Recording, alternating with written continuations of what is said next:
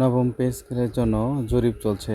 তো যারা সরকারি চাকরিজীবী আছেন, নবম পে স্কেলে কীভাবে জরিপে ভোট দিবেন সেটা আমরা আজকে দেখব।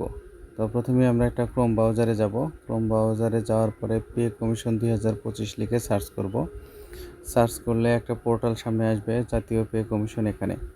এখানে যাওয়ার পরে আমরা একটা জিনিস দেখতেছি, জাতীয় বেতন স্কেল 2000 প্রণয়ন প্রশ্ন। বলছে সাধারণ নাগরিক।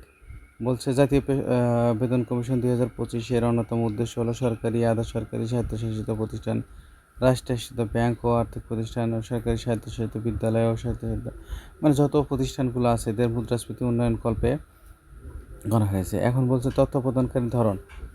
এখানে বলছে সরকারি চাকরিজীবী। আমরা যদি সরকারি এগিয়ে যান, হ্যাঁ বলছে আপনার বিভাগের নাম, বলছে বিভাগ হচ্ছে রাজশাহী, জেলার নাম হচ্ছে সিরাজগঞ্জ, আমি এখানে দিব। তারপরে এরকম এসেছে, আপনার নাম লিখুন। এখানে আমার নাম লিখবো, আমি এমডি। বলছে নাম অবশ্যই কমপক্ষে 3 বা সর্বাধিক 100 ডট এমডি ডট, আমি যদি লিখি ALAMIN সাইন, আমার নাম লিখলাম। পদবি হচ্ছে অ্যাসিস্ট্যান্ট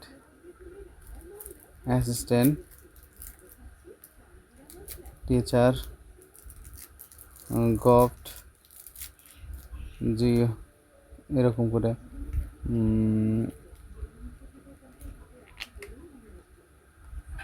গভট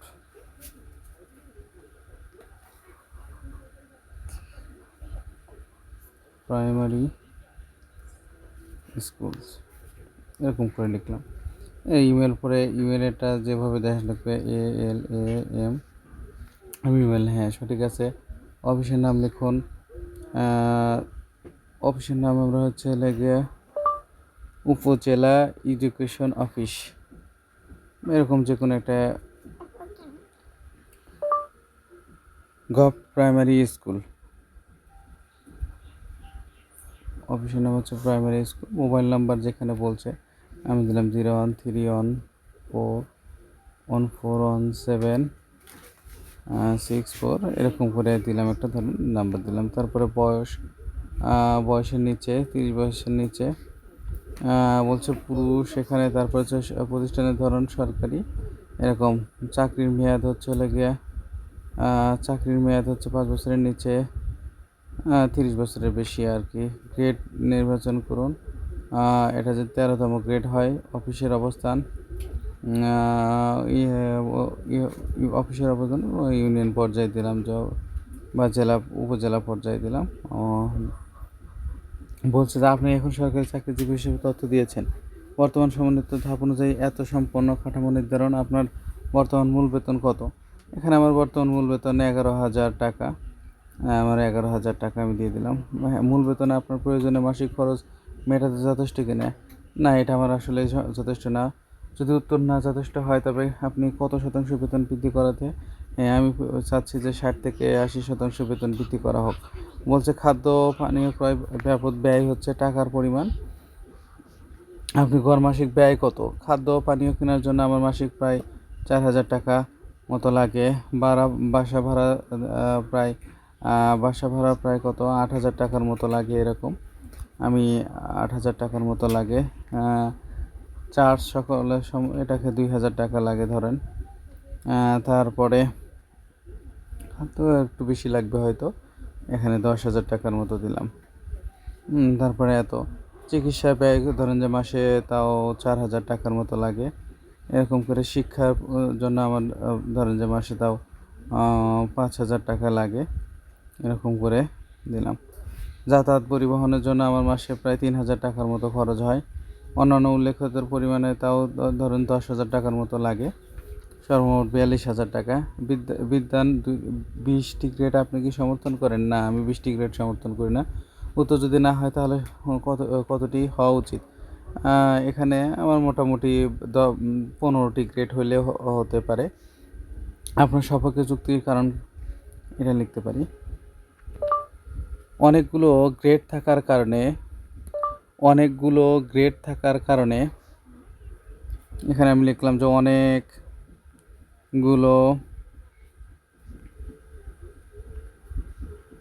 অনেক এখানে অবশ্যই ইংরেজিতে কিবোর্ড ব্যবহার করুন, বাংলা অক্ষর গ্রহণযোগ্য নাই বলছে।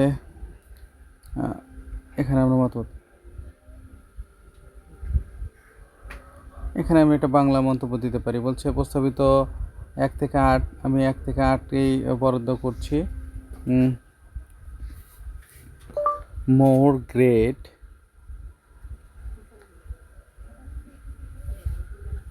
create more problems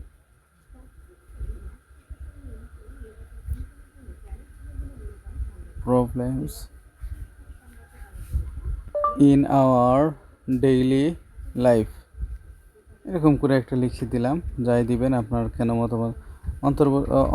অন্তবৈষম্য, পর্যাপ্ত প্রারম্ভিক বেতন, টাইম স্কেল, সিলেকশন গ্রেড না থাকা, বিদ্যালয়ে এটা আছে। বলছে বিদ্যালয়ে এই ধরনের আন্তঃবেতন বৈষম্য, আন্তঃবেতন, টাইম স্কেল, গ্রেড সিলেকশন, অপর্যাপ্ত প্রারম্ভিক বেতন। তারপরে বলছে গ্রেড এত বৃদ্ধি। বলছে আপনি কি মনে করেন বিদ্যমান মূল বেতনের বার্ষিক ইনক্রিমেন্ট 5 না, এটা মূল বেতনে 5% না, গ্রেড 5% বৃদ্ধি।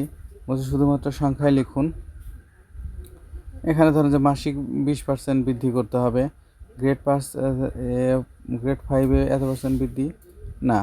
তারপরে শুধুমাত্র লিখুন, এটা 2% বৃদ্ধি করলে হবে। গ্রেড 3 থেকে 4-এ না, এটাও প্রস্তাবিত না। এখানে শুধুমাত্র 1 থেকে মূল বেতন ইনক্রিমেন্ট কোন ভিত্তিতে হওয়া উচিত বলে আপনি মনে করেন?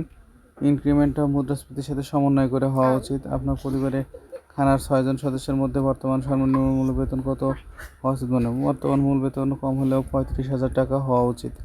সরকারি কর্মচারীদের জন্য একই হারে বেতন বৃদ্ধি কি সমর্থন করেন? হ্যাঁ। আপনি কি রেশনের সুবিধা পান? না, আমরা রেশনের কোনো সুবিধা পাই না। পরবর্তীতে ধাপ যান। দুটি অপ্রয়োজনীয় তথ্য অনুপস্থিত বলছে প্রস্তাবিত 1%, এখানে প্রস্তাবিত 1%।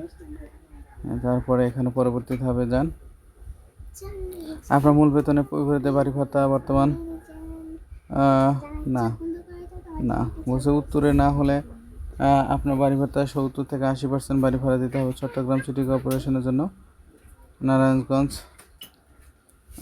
ঢাকা সিটির জন্য 70 থেকে 80% দিতে হবে। বিভাগীয় শহরগুলো 70 থেকে 80%, পার্বত্য 70 থেকে 80%, জেলা 70 থেকে 80%, উপজেলাতে 70 থেকে 80%। আপনি কি মহাবিদ্যালয়ে মাসিক চিকিৎসা ভাতা বর্তমান 1500 টাকা যথেষ্ট? না। উত্তর না হলে আপনার মতামতের দিন কম হলে 5,000 টাকা দিতে হবে। আপনি কি মনে করেন বিদ্যালয়ের বিদ্যমান শিক্ষা ভাতা 500 টাকা, এক সন্তানের সর্বোচ্চ 1,000 টাকা? না, এটা বর্তমানে 2500 টাকা দিতে হবে। নববর্ষ ভাতা না, নববর্ষ ভাতা মূল বেতনে 50% হতে হবে। আপনি কি টিফিন ভাতা পান? না, টিফিন ভাতা পাই না। প্রস্তাবিত পেজ টিফিন ভাতা 400 টাকা না, 1,000 টাকা। আপনি কি প্রশিক্ষণ প্রণোদনা সমর্থন করেন কিনা? না। উত্তরে না হলে সমর্থন করুন। বলছে আপনি কি প্রশিক্ষণ পেনশন ভাতা সমর্থন করেন? পরবর্তীতে ওকে এখানে লিখে দিলাম। পরবর্তীতে ধাপ যান। বলছে যে বর্তমান সরকারি সকল গ্রেড কি রেশন সুবিধা থাকা উচিত? হ্যাঁ। রেশন সুবিধা কোন গ্রুপে হওয়া উচিত? খাদ্যশস্য, নগদই হওয়া উচিত। আপনার মতে রেশন সুবিধা মাসিক কত কেজি? 25 কেজি হলেও চলবে, বা 50 কেজি থেকে 75 কেজি হলে হবে। যে ঝুঁকি আছে উচ্চ ঝুঁকি চাকরির জন্য বেসিক বেতন বাড়ানো উচিত। আপনি কি বর্তমান দপ্তরে মোবাইল ফোন ভাতা বিল সুবিধা পান? না, পাই না। দপ্তর পদভিত্তিক প্রয়োজন ক্ষেত্রে ইন্টারনেট ফোন ভাতা 3,000 টাকা করা উচিত। পরবর্তীতে যান। এভাবে আপনি প্রত্যেকটা ধাপে 50% সম্পন্ন। 8টা ধাপ আছে, 8টা ধাপই আপনাকে সম্পন্ন করতে হবে। হ্যাঁ, হ্যাঁ, প্রতি বছর এইভাবে আপনি প্রত্যেকটা ধাপে পরবর্তীতে করে শূন্য করে